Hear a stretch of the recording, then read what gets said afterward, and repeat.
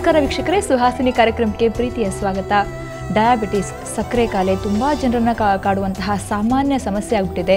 ತುಂಬ ಜನಕ್ಕೆ ಇದು ಗೊತ್ತೇ ಇರಲ್ಲ ತಮ್ಮಲ್ಲಿ ಡಯಾಬಿಟಿಸ್ ಇರುತ್ತೆ, ಸಕ್ಕರೆ ಕಾಯಿಲೆ ಇದೆ ಅಂತ. ಯಾಕಂದರೆ ತುಂಬ ಜನಕ್ಕೆ ಅನುವಂಶಿಕವಾಗಿ ಬರುವಂತಹ ಚಾನ್ಸಸ್ ಜಾಸ್ತಿ ಇರುತ್ತೆ. ಡಯಾಬಿಟಿಸ್ ಯಾಕೆ ಬರುತ್ತೆ, ಇದರ ಲಕ್ಷಣಗಳೇನು, ಇದಕ್ಕೆ ಚಿಕಿತ್ಸೆ ಏನಿದೆ, ಬನ್ನಿ ತಿಳ್ಕೊಳ್ಳೋಣ ಇವತ್ತಿನ ಸುಹಾಸಿನಿಯಲ್ಲಿ. ಮತ್ತೊಮ್ಮೆ ಕಾರ್ಯಕ್ರಮಕ್ಕೆ ಸ್ವಾಗತ. ನಾನು ನಿಮ್ಮ ಗೆಳತಿ ಸಬೀತಾ.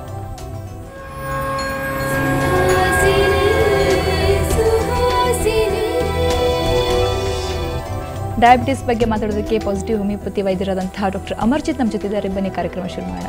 ಡಾಕ್ಟರ್, ನಿಮ್ಮ ಕಾರ್ಯಕ್ರಮಕ್ಕೆ ಸ್ವಾಗತ. ನಮಸ್ಕಾರ. ಡಯಾಬಿಟಿಸ್ ತುಂಬ ಕಾಮನ್ ಪ್ರಾಬ್ಲಮ್ ಆಗಿಬಿಟ್ಟಿದೆ. ಈಗ ಎಲ್ಲರನ್ನೂ ಕಾಡುವಂತಹ ಸಾಮಾನ್ಯ ಸಮಸ್ಯೆ ಸಕ್ಕರೆ ಕಾಯಿಲೆ. ಸೊ ಸಕ್ಕರೆ ಕಾಯಿಲೆಗೆ ಮುಖ್ಯವಾದ ಕಾರಣ ಏನು? ಸಕ್ಕರೆ ಕಾಯಿಲೆ ಅಂತಂದರೆ ಇವಾಗ ಶುಗರ್ ಆಗಲಿ, ಡಯಾಬಿಟಿಸ್ ಮೆಲಿಟಸ್ ಆಗಲಿ, ಇದು ಕ್ರಾನಿಕಲಿ ಅಂದರೆ ದೀರ್ಘಕಾಲದವರೆಗೆ ಶುಗರ್ ಲೆವೆಲ್ ಅಂದರೆ ರಕ್ತದ ಮಾತ್ರೆ ನಮ್ಮ ರಕ್ತದಲ್ಲಿ ಶುಗರ್ ಲೆವೆಲ್ ಕ್ರಾನಿಕ್ ಆಗಿ ರೈಸ್ ಆಗಿರೋದು, glucose level.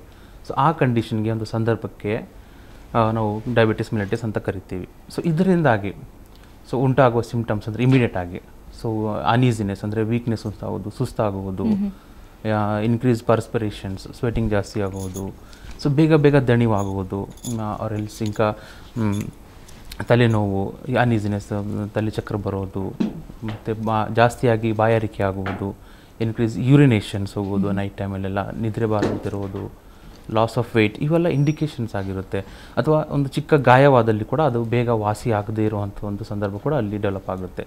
So these are the some sort of indications like sugar ಬರ್ತಾ ಇದೆ, ಡಯಾಬಿಟಿಸ್ ಇಂಡಿಕೇಷನ್ ಮಾಡ್ತಾ ಇದೆ ಅಂತ.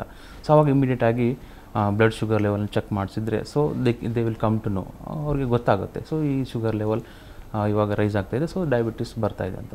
ಸೊ ಫಸ್ಟ್ ಆಫ್ ಆಲ್ ನೀವು ಕಾರಣಗಳನ್ನು ಕೇಳಿದ್ದೀರಾ, ಡಯಾಬಿಟಿಸಿಗೆ ಮುಖ್ಯವಾದ ಕಾರಣಗಳೇನು ಅಂತ. ಸೊ ಡಯಾಬಿಟೀಸ್ಗೆ ಇವಾಗ ಎಕ್ಸಾಕ್ಟ್ ಕಾಸ್ ಇದೆ ಅಂತ ಏನು ಫಿಕ್ಸ್ ಆಗಿ ಏನು ಹೇಳೋಕ್ಕಾಗೋದಿಲ್ಲ. ಸೊ ಡಯಾಬಿಟೀಸ್ಗೆ ತುಂಬ ಹಲವಾರು ಕಾರಣಗಳು ಅಥವಾ ಹಲವಾರು ಅಂಶಗಳು ಕೂಡಿ ಡಯಾಬಿಟಿಸ್ ಲೀಡ್ ಮಾಡಬಹುದು. ಸೊ ಡಯಾಬಿಟಿಸ್ ಒಂದು ದೀರ್ಘಕಾಲವಾಗಿ ಬರೋದರಿಂದ ಸೊ ಫಸ್ಟ್ ಆಫ್ ಆಲ್ ಮುಖ್ಯವಾದ ಕಾರಣ ಇವಾಗ ಜೆನೆಟಿಕಲಿ ಅಥವಾ ಇನ್ಹೆರಿಡಿಟಿ ಅಂತ ಕರಿಬೋದು.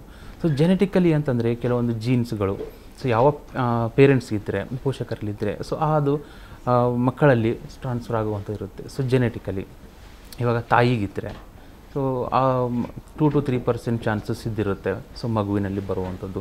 ಅದು ತಂದೆಗಿದ್ದರೆ ಅದು ಇನ್ನೂ ಹೆಚ್ಚಾಗಿ ರಿಸ್ಕ್ ಇರುತ್ತೆ ಮಗುವಲ್ಲಿ ಬರೋದು, ಟ್ರಾನ್ಸ್ಫರ್ ಆಗುವುದು. ಸೊ ಇಬ್ಬರಿಗಿದ್ದರೆ so there is 50% chances to come like in further childrens, ಈ ಥರ ಇರುತ್ತೆ. ಸೊ ಇದಲ್ಲದೆ ಇನ್ಹೆರಿಡಿಟಿ, ಸೊ ಆ ಪರ್ಸನ್ನಲ್ಲಿ ಸೊ ಡಯಾಬಿಟಿಕ್ ಬಂದ ಪರ್ಸನಲ್ಲಿ ಸೊ ಕೆಲವೊಂದು ಜೀನ್ಸ್ ಆಗಲಿ ವೀಕ್ ಜೀನ್ಸು, ಸೊ ಇಮ್ಯುನಿಟಿ ಎಲ್ಲ ಸೊಲೋ ಆಗಿರೋದ್ರಿಂದ so he is addicted to efficacy ಅಂತ ಕರಿತೀವಿ. ಸೊ ಅವರಿಗೆ ಈ ಶುಗರ್ ಲೆವೆಲ್ ಬರ್ಬೋದು ಅಂತ ಇದೆ. So these are like first genetically ಅಂತ. ದೆನ್ ಏಜ್ ಬೇಸಿಸ್ ಮೇಲೆ ಹೋದರೂ ಕೂಡ ಸೊ ಎಲ್ಡರಲ್ಲಿ so more than 50 age, above 50 age ಅಂತ ಹೇಳ್ಬೋದು. ಸೊ ಚಿಕ್ಕವರಲ್ಲಿ ತುಂಬ ಕಡಿಮೆ, so that is again type 1 diabetes mellitus ಅಂತ ಕರಿತೀವಿ. ಸೊ ದೊಡ್ಡವರಲ್ಲಿ ಅಂದರೆ ಅಬೌವ್ 50 ಏಜಲ್ಲಿ ಜಾಸ್ತಿ ಬರ್ಬೋದು. ಹೇಗೆ ಏಜ್ ಹೆಚ್ಚಾಗ್ತಾ ಹೋಗುತ್ತೋ ಸೊ ಆವಾಗ ಈ ಎಲ್ಲ ಕಾಯಿಲೆಗಳು ಬರೋಕ್ಕೆ ಶುರು ಆಗುತ್ತೆ. ಸೊ ಡಯಾಬಿಟೀಸ್ ಅಂತ, ಹಾರ್ಮೋನಲ್ ಇಂಬ್ಯಾಲೆನ್ಸ್ ಈ ಥರ. ದೆನ್ ನೆಕ್ಸ್ಟ್ ಮೇನ್ ಕಾಸಸ್ ಅಂತಂದರೆ ಇವಾಗ ಸೆಡೆಂಟ್ರಿ ಲೈಫ್. ಸೆಡೆಂಟ್ರಿ ಅಂದರೆ ಹೆಚ್ಚಾಗಿ ಕುಳಿತುಕೊಂಡು ಮಾಡುವ ಕೆಲಸ ಮೋಸ್ಟ್ ಪ್ರಾಬಬ್ಲಿ. ಸೊ ಅವರಲ್ಲಿ ದೈಹಿಕ ಅಭ್ಯಾಸ ಕಡಿಮೆ ಇರುವುದು. ಸೊ ಇವಾಗ ಕಂಪ್ಯೂಟರ್ ಎದುರಾಗಲಿ ಅಥವಾ ಆಫೀಸಿಯಲ್ ಲೆವೆಲ್ ಆಗಲಿ, ಟೇಬಲ್ ವರ್ಕ್ ಆಗಲಿ, ಸೊ ಇದು ಕುಳಿತುಕೊಂಡು ಮಾಡೋದು. ಸೊ ದೈಹಿಕವಾಗಿ ಯಾವುದೇ ಒಂದು ಕೆಲಸ ಇರುವುದಿಲ್ಲ. ಸೊ ಮಾನಸಿಕವಾಗಿ ಕೆಲಸ ಒತ್ತಡ ಹೆಚ್ಚಾಗಿರೋದ್ರಿಂದ ಸೊ ಇದೆಲ್ಲ ಒಂದು ಮುಖ್ಯವಾದ ಕಾಸ್ ಕೂಡ ಆಗಬಹುದು. ಸೊ ಅದು ಅಲ್ಲದೆ ಇನ್ನು ಹಾರ್ಮೋನಲ್ ಇಂಬ್ಯಾಲೆನ್ಸ್, ಸೊ ಬೇರೆ ಯಾವುದೇ ಒಂದು ಡಿಸಾರ್ಡರ್ಸ್ ಇದ್ದರು, ಸೊ ಕ್ರಾನಿಕ್ ಆಗಿ ಥೈರಾಯ್ಡ್ ಆಗಲಿ ಅಥವಾ ಪ್ಯಾನ್ಕ್ರಿಯಾಸ್, ಟೈಪ್ 1 ಡಯಾಬಿಟಿಸ್, ಈ ಥರ ಎಲ್ಲ ಬೇರೆ ಬೇರೆ ಎಫೆಕ್ಟ್ ಆಗಿರೋ ಡಿಸೀಸಿಂದನೂ ಸೊ ಡಯಾಬಿಟಿಸ್ ಬರುವಂಥ ಚಾನ್ಸಸ್ ಇದ್ದಿರುತ್ತೆ. ಸೊ ಇವೆಲ್ಲ ಸಮ್ ಸಾರ್ಟ್ ಆಫ್ ಕಾಸಸ್ ಅಂತ ಹೇಳ್ಬೋದು. ಇದ್ರ ಜೊತೆಗೆ ಇನ್ನೂ ಹಲವಾರು ಕಾರಣಗಳಿವೆ. ಅವು ಕಾರಣಗಳು ಅಂದರೆ ಇವಾಗ ಏಜ್ ರಿಲೇಟೆಡ್ ಆಯಿತು, ಸೊ ಫಿಮೇಲ್ ಇದಾಯಿತು, ಫಿಮೇಲಲ್ಲೂ ಕೂಡ ಲೈಕ್ ಇನ್ ಪ್ರೆಗ್ನೆನ್ಸೀಸ್, ಸೊ ಪ್ರೆಗ್ನೆನ್ಸಿಗಳಲ್ಲಿ ಅಕ್ಯೂಟ್ ಆಗಿ ಕೂಡ ಹೆಚ್ಚಾಗುವಂಥ ಚಾನ್ಸಸ್ ಇದ್ದಿರುತ್ತೆ. ದೆನ್ ಫಿಮೇಲಲ್ಲಿ ಹಾರ್ಮೋನ್ ಇಂಬ್ಯಾಲೆನ್ಸ್, ಇವಾಗ ಮೆನುಪಾಸ್ ಪೀರಿಯಡ್ನಲ್ಲಿ ಸೊ ಆವಾಗ ಹಾರ್ಮೋನ್ ಇಂಬ್ಯಾಲೆನ್ಸ್ ಜಾಸ್ತಿ ಆಗುವಂಥದ್ದಿರುತ್ತೆ. ಸೊ ಇದು ಒಂದು. ದೆನ್ ಮಾನಸಿಕವಾಗಿ like emotional stress, tensions, these are also causes some effect on like our pancreatic gland. Then ಇದು ಬಿಟ್ಟು ಇನ್ನೂ ಲೈಕ್ ಇವಾಗ ಕೆಲವೊಂದು ಕನ್ವಲ್ಸನ್ಸ್ ಇರೋ ಡಿಸೀಸ್ನಲ್ಲಿ, ಆ ಡಿಸೀಸ್ನಲ್ಲಿ ಏನಾಗುತ್ತೆ, ಕ್ಲೋನಜಾಪಮ್ ಮೆಡಿಸಿನ್ಸ್ ಆಗಲಿ, ಸೊ ಸಡನ್ ಡ್ರಗ್ ಇಂಡ್ಯೂಸ್ಡ್ ಅಂತ ಕೂಡ ಹೇಳ್ಬೋದು. ಆ ಮೆಡಿಸಿನ್ಸಿಂದನೂ ಕೂಡ ಡಯಾಬಿಟಿಸ್ ಎಫೆಕ್ಟ್ ಆಗಬಹುದು. ಸೊ ಫಿಮೇಲಲ್ಲಿ ಇನ್ನೂ ಹೇಳಬೇಕಾದಂದರೆ PCOD ಅಂತ ಇರುತ್ತೆ. ಸೊ ಪಾಲಿಸಿಸ್ಟಿಕ್ ಓವರಿಯನ್ ಡಿಸೀಸ್, ಆ ಡಿಸೀಸ್ ಆಗಲಿ ಅಥವಾ ಮೆನೋಪಾಸ್ ಪೀರಿಯಡ್ನಲ್ಲಿ, ಕ್ಲೈಮ್ಯಾಟಿಕ್ ಪೀರಿಯಡ್ನಲ್ಲಿ, ಸೊ ಇದರಿಂದಾಗಿ ಕೂಡ ಡಯಾಬಿಟಿಸ್ ಬರಬಹುದು. ಸೊ ಈ ಜೆನೆಟಿಕ್ ಪ್ರಾಬ್ಲಮ್ ಅಂತ ಹೇಳಿದ್ರಲ್ಲ, ಜೆನೆಟಿಕ್ ಪ್ರಾಬ್ಲಮ್ ಈಗ ಅಪ್ಪ ಅಮ್ಮನಿಗಿತ್ತು ಅಥವಾ ಅಜ್ಜನಿಗಿತ್ತು, ಮಗಳು ಅಥವಾ ಮೊಮ್ಮಗಳಿಗೆ ಬಂತು ಅದು ಯಾವಾಗ ಗೊತ್ತಾಗುತ್ತೆ? ಏಜ್ ಅಂತ ಸರ್ಟನ್ ಗೊತ್ತಾಗೋದು ಅಥವಾ ಏಜ್ ಅಥವಾ ಸ್ಟೇಜ್ ಹೆಂಗೆ ಗೊತ್ತಾಗುತ್ತೆ? ಅಂದರೆ ಸಣ್ಣವಳಿದ್ದಾಗಲೇ ಗೊತ್ತಾಗುತ್ತೆ ಅಥವಾ ಅವಳೊಂದು ಏಜಿಗೆ ಬಂದಾಗ 20 ಇಯರ್ಸ್ ನಂತರ ಅವಳಿಗೆ ಡಯಾಬಿಟಿಕ್ ಇದೆ, ಜೆನೆಟಿಕ್ ಆಗಿ ಬಂದಿರೋದು ಅಂತ ಗೊತ್ತಾಗುತ್ತೆ? ತುಂಬ ವ್ಯಾಲಿಡ್ ಕ್ವಶನ್ ಇದು. ಸೊ ಇದಕ್ಕೆ ಅಂತಂದರೆ ಇವಾಗ ಜೆನೆಟಿಕಲಿ ಇದೆ ರೀಸನ್, ಬಟ್ ಅದು ಬರಲೇಬೇಕಂತೇನಿಲ್ಲ. So it looks for the causes. Like ಹೇಗೆ ಅಂತಂದರೆ ಇವಾಗ ಅವರು ಟ್ರಾನ್ಸ್ಫರ್ ಆಗಬಹುದು, ಬಟ್ ನಾಟ್ ಕಂಪಲ್ಸರಿ. ಅವರು ಪ್ರಿವೆನ್ಷನ್ ಮಾಡಬೇಕಾದ್ರೆ so like physical exercise correct ಆಗಿರಬೇಕು, ದೆನ್ ಇಮೋಷ್ನಲಿ ಸ್ಟ್ರೆಸ್ ಆಗಲಿ, ಟೆನ್ಷನ್ಸ್ ಆಗಲಿ, ಸೊ ಏನಿದ್ರೆ ಸೊ ಪಾಸಿಟಿವ್ ಆಗಿ ಕೊಡಬೇಕು. ಸೊ ಇಫ್ ಈ ಎಲ್ಲ ಕಾರಣಗಳಿದ್ದರೆ ಸೊ ಪ್ರೊಬಬ್ಲಿ ಬೇಗನೆ ಬರ್ಬೋದು. ಸೊ ಒಂದು ಕಾರಣ ಇಲ್ಲದೆ ಬರೋದಿಲ್ಲ. So it looks for the causes. So ಈ ಕಾರಣದಿಂದ ಬರ್ಬೋದು ಅಂತ ಹೇಳ್ಬೋದು. Physical exercise, mental stress, or else any like conceptions like or in case of trauma, injury, so accident ಅದಲ್ಲೂ ಕೂಡ ಇದಿರುತ್ತೆ. ಸೊ ಸಮ್ ಕಾಸಸ್ ಇರಬೇಕು. ಸೊ ಬರಲೇಬೇಕಂತ ಏನಿಲ್ಲ. ಅಂದರೆ ಯಾವಾಗ ಗೊತ್ತಾಗುತ್ತೆ ಅಂತ? ಅಂದರೆ ಇದೆ ಈಗ ಅವ್ರಿಗೆ, ಸೊ ಏಜ್ ಬಂದಾಗ ಗೊತ್ತಾಗುತ್ತೆ ಅಥವಾ ಚಿಕ್ಕವರಿದ್ದಾಗಲೇ ಗೊತ್ತಾಗ್ಬಿಡುತ್ತಾ? ಮಕ್ಕಳು ಏನೋ ಸಿಂಪ್ಟಮ್ಸ್ ಗೊತ್ತಾಗುತ್ತಾ ಅಂತ ಜೆನೆಟಿಕ್ ಆಗಿ? ನೋ ಕಂಪಲ್ಷನ್ ಲೈಕ್ ದಟ್, ಆ ಥರ ಏನು ಗೊತ್ತಿಲ್ಲ. ಓಕೆ. ಈಗ ಡಯಾಬಿಟಿಸ್ ಎಸ್ಪೆಷಲಿ ಗರ್ಭಿಣಿಯರಲ್ಲಿ ಒಂದು ಈ ಸಮಸ್ಯೆ ಇದ್ದೇ ಇರುತ್ತೆ. ಸೊ ಗರ್ಭಿಣಿಯರಲ್ಲಿ ಸಮಸ್ಯೆ ಇದ್ದಾಗ ಅವರ ಡೆಲಿವರಿಗೆ ಇರಬಹುದು, ಮಗುವಿಗೆ ಏನೆಲ್ಲ ತೊಂದರೆಗಳು ಆಗೋ ಚಾನ್ಸಸ್ ಇದೆ? Yes, there is most important like major risk ಇರುತ್ತೆ. ಒಂದು ಡಯಾಬಿಟಿಕ್ ಲೆವೆಲ್ ಹೆಚ್ಚಾದಾಗ, ಸೊ ಇದು related with hypertensions, blood pressure level ಹೆಚ್ಚಾಗುತ್ತೆ. ಸೊ ಇದರಿಂದಾಗಿ ಮಗುವಿಗೆ ಅಬೋರ್ಟ್ ಆಗೋ ಚಾನ್ಸಸ್ ಇರುತ್ತೆ. ಸೊ ಆಮೇಲೆ ಮಗುವಿಗೆ ಬೇರೆ ಲೈಕ್ ಅವರು ಅಂದರೆ ಹ್ಯಾಂಡಿಕ್ಯಾಪ್ ಆಗುವಂಥ ಚಾನ್ಸಸ್ ಇರುತ್ತೆ ಫಿಸಿಕಲಿ. ಸೊ ಈ ಥರ ಅವರು ಕಂಪ್ಲೀಟಾಗಿ ಡೆವಲಪ್ ಆಗೋದಿಲ್ಲ, ಗ್ರೋತ್ ಆಗೋದಿಲ್ಲ.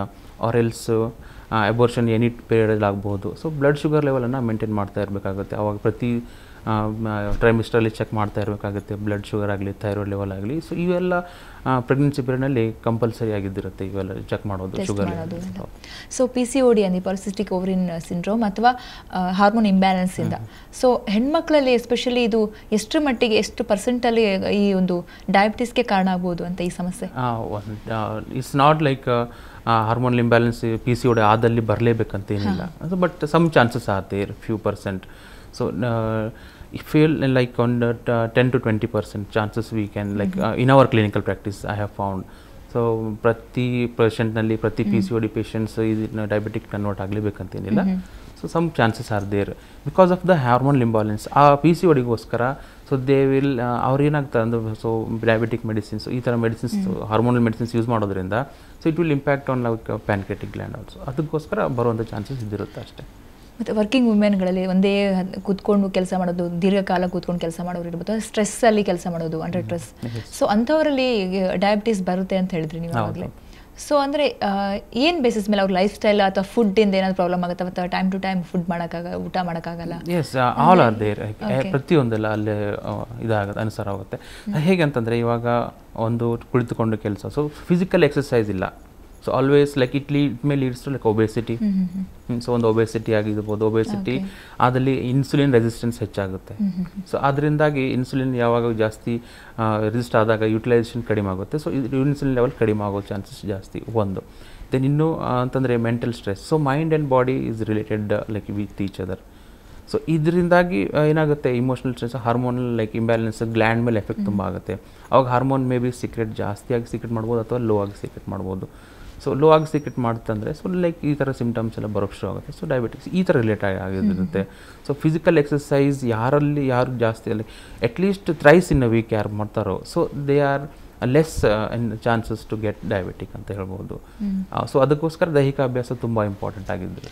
ಮತ್ತು ಬೇಸಿಕ್ ಕ್ವಶನ್ ಒಂದು ನಂಗೆ ತುಂಬ ದಿನದಿಂದ ಕಾಡ್ತಾ ಇರೋ ಪ್ರಶ್ನೆ ಏನಂದರೆ, ಡಯಾಬಿಟಿಸ್ ಅಂದರೆ ಎಲ್ಲರೂ ಅಂದ್ಕೊಳ್ತಾರೆ ಸಕ್ಕರೆ ಕಾಯಿಲೆ ಅಂತ. ಏನದು ಅಂತ, ಏನಾಗುತ್ತೆ ದೇಹದಲ್ಲಿ ಅಂತ? ಎಸ್, ಸೊ ಡಯಾಬಿಟಿಸ್ ಅಂತಂದರೆ ಮುಖ್ಯವಾಗಿ ಏನಾಗುತ್ತೆ ಅಂದರೆ ಸೊ ಇವಾಗ ಪ್ಯಾಥೊಲಜಿಕಲಿ ಹೋದರೆ, ಸೊ ಮೆಡಿಕಲ್ ಟರ್ಮಲ್ಲೇ, ಸೊ ಪ್ಯಾನ್ಕ್ರಿಯಾಸ್ ಒಂದು ಗ್ಲ್ಯಾಂಡ್ ಇರುತ್ತೆ. ಸೊ ಮೇದೋಜೀರಕ ಗ್ರಂಥಿ ಅಂತೀವಿ. ಸೊ ಈ ಗ್ರಂಥಿಯಲ್ಲಿ ಬೀಟಾ ಸೆಲ್ಸ್ ಅನ್ನೋ ಒಂದು ಜೀವಕೋಶಗಳಿರುತ್ತೆ. ಆ ಸೆಲ್ಸು ಲೈಕ್ ಏನಾಗುತ್ತೆ ಅಂದರೆ ಇನ್ಸುಲಿನ್ ನಾರ್ಮಲ್ ಆಗಿ ನಮ್ಮ ಶರೀರದಲ್ಲಿ ಕ್ರಿಯೇಟ್ ಮಾಡಬೇಕು ಅಂದರೆ ಪ್ರೊಡ್ಯೂಸ್ ಮಾಡಬೇಕು. ಸೊ ಈ ಇನ್ಸುಲಿನ್ ಲೆವೆಲ್ ಯಾವಾಗ ಅಂದರೆ ನಮ್ಮ ಶರೀರದಲ್ಲಿ ರಕ್ತದಲ್ಲಿ ಅಂದರೆ ಬ್ಲಡ್ ಶುಗರ್ ಲೆವೆಲ್ ಮೇಂಟೈನ್ ಮಾಡ್ತಾ ಇರುತ್ತೆ. ಈ ಶುಗರ್ ಲೆವೆಲ್ ನಮ್ಮ ಎಲ್ಲ ಪ್ರತಿಯೊಂದು ಟಿಶ್ಯೂಸ್ಗೆ, ಮಸಲ್ಸ್ ಆಗಲಿ, ಸೊ ನಮ್ಮ ಪ್ರತಿಯೊಂದು ಅಂಗಗಳಿಗೆ ಅಥವಾ ನಮ್ಮ ನರಕ್ಕೆ, so whatever may be bones ಆಗಲಿ, ಪ್ರತಿಯೊಂದಕ್ಕೆಲ್ಲ ಶುಗರ್ ಲೆವೆಲ್ ಎನರ್ಜಿ ಲೆವೆಲ್ ಆಗಿ ಗ್ಲೈಕೋಸ್ ಕನ್ವರ್ಟ್ ಮಾಡಿ ಸೊ ಎಲ್ಲದಕ್ಕೆಲ್ಲ ಸ್ಪ್ರೆಡ್ ಮಾಡ್ತಾ ಇರುತ್ತೆ. ಸೊ ಎನರ್ಜಿ ಕೊಡ್ತಾ ಇರುತ್ತೆ. ಯಾವಾಗ ಬೀಟಾ ಸೆಲ್ಸ್ಗೆ ಏನಾದರೂ ಸಮಥಿಂಗ್ ಪ್ರಾಬ್ಲಮ್ ಆದರೆ, ಅಂದರೆ ಬೀಟಾ ಸೆಲ್ಸ್ ಇದರಲ್ಲಿ, so due to some causes as I said you, ಆ ಕಾಸಸ್ಸಿಂದ beta cells may be deactivated or else absence ಆಗ್ಬೋದು. So absence in the sense type 1 diabetes mellitus. So there is no chances to secrete insulin.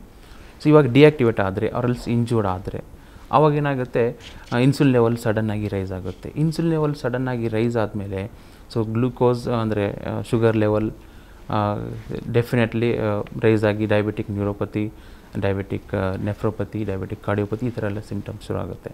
So ಇನ್ಸುಲಿನೆಲ್ಲ maintain ಮಾಡಬೇಕಾದ್ರೆ so beta cells ಮತ್ತು pancreas ತುಂಬ important organ. So ಇಲ್ಲಿ difference ಆಗುತ್ತೆ. Doctor, ನಿಮ್ಮ ಜೊತೆ ಮಾತನ್ನು ಮುಂದುವರಿಸ್ತೀನಿ. ವೀಕ್ಷಕರೇ, ನಾವು ಮಾತಾಡ್ತಾ ಇದ್ವಿ ಡಯಾಬಿಟಿಸ್ನಿಂದ ಮತ್ತೆ ಯಾವ್ಯಾವ ಸಮಸ್ಯೆಗಳು ಉಂಟಾಗ್ತವೆ, ಯಾವೆಲ್ಲ ಕಾಯಿಲೆಗಳು ಬರ್ತವೆ ಅನ್ನೋದನ್ನು ತಿಳ್ಕೊಳ್ಳೋಣ ಒಂದು ಸಣ್ಣ ಬ್ರೇಕ್ನ ನಂತರ.